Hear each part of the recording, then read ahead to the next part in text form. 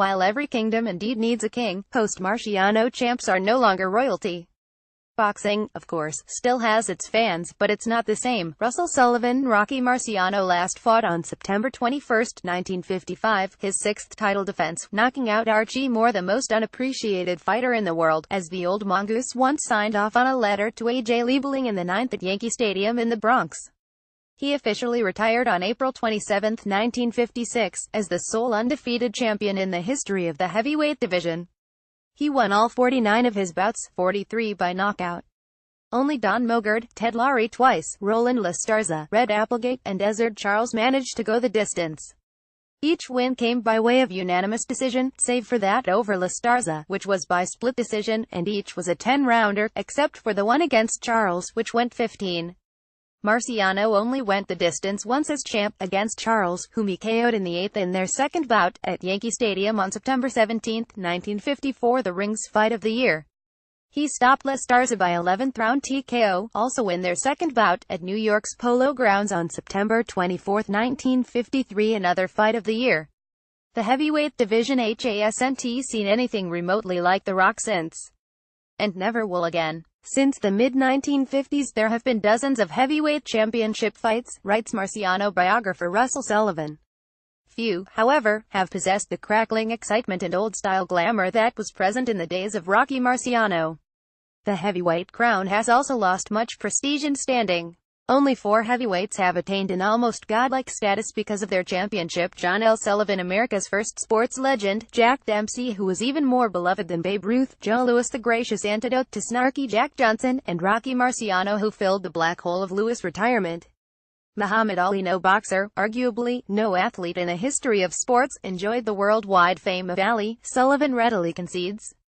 But Ali wasn't so much famous for being heavyweight champion of the world as for being Ali. His fame was due less to his connection to the history of heavyweight championship boxing and more to his own magnetic personality, continues Sullivan, who also points out that he, not the institution of heavyweight championship boxing, supplied the electricity, adding that his individual brilliance and charisma did not restore the kingdom of heavyweight championship boxing but merely obscured the fact that it had crumbled years before. Indeed, interest in the division diminished post-Marciano, never to recover. All sorts of reasons for all the ho-humming, not least of which was the lack of charisma evinced by the men who bore the title, as well as bored the fans.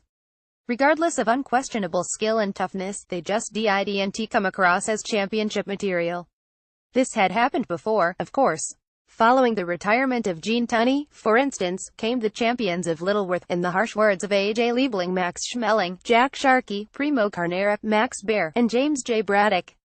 But then along came Joe Louis to set the stars once again right in their courses. Ezzard Charles succeeded the Brown Bulmer, followed by Jersey Joe Walcott. Wonderful fighters, no question, as well as gents, but the passionless Charles, a true Ferdinand the Bull, wrote W.C. Hines, was looked upon with disdain for, through no fault of his own, not being Louis.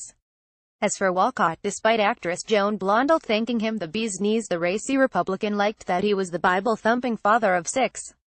He, too, was a prince of prudence, as Red Smith once described him. Underwhelmed by their paper-cup personalities, fans unceremoniously relegated them to boxing's dusty and cobwebbed attic with the coming of Rocky Marciano. And post-Rocky, when does a lull become a state of permanence, however worthy of boxing fans' respect? Floyd Patterson, Ingemar Johansson, and Sonny Liston never captured the public's imagination. The same is true of Joe Frazier, who, however unfairly, tended to be seen as little more than a cardboard cutout, courtesy of the Muhammad Ali prop department. George Foreman, except, at least to some extent, during his second reign, and Ken Norton, whose title was more awarded than earned. Leon Spinks, please. Mike Tyson came awfully close, but Buster Douglas winning the title by KOing him in the 10th at the Tokyo Dome on February 11, 1990, in one of the greatest upsets in the history of the sport, put paid to that not help any by his brutish persona and considerable naughtiness. Larry Holmes today looms large in the hearts and minds of many boxing fans, though that certainly wasn't the case when he was champ, as he was disliked for having stopped Ali, the only man to do so, retiring him in the 10th at Caesars Palace in Las Vegas on October 2, 1980, as well as for his occasional boorishness, including, of course, Rocky couldn't carry my jockstrap, but ask your grandmother if she ever heard of him. A 1950s grandmother, however, who would have neither known nor cared to know anything about the sweet science, was well aware that Rocky Marciano was heavyweight champion of the world. Evander Holyfield has always been highly regarded by most boxing fans, however unknown to the general public. While some current aficionados rank Lennox Lewis among the all-time top 10, he never completely won over the fans with his personality and turned them off on his bad nights, as boxing writer Frank Letierzo quite rightly points out. In any event, he's another one who isn't exactly a household name except perhaps in his native Britain. As for Riddick Bowe, he never generated much in the way of affection. The Klitschko's nope. Tyson Fury nope. Joseph Parks McIntyre. Anthony Joshua when pigs fly. Reckless and wild Deontay Wilder when polka dot pigs fly. Letierzo's observation that in 38 pro bouts against suspect and limited opposition, Wilder has shown terrible defense and poor balance is putting it mildly.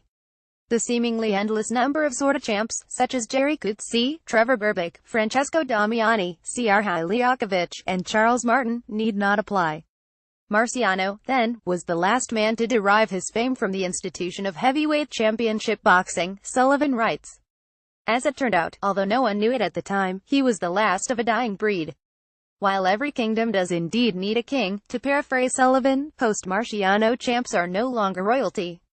Upon their heads, a paper crown.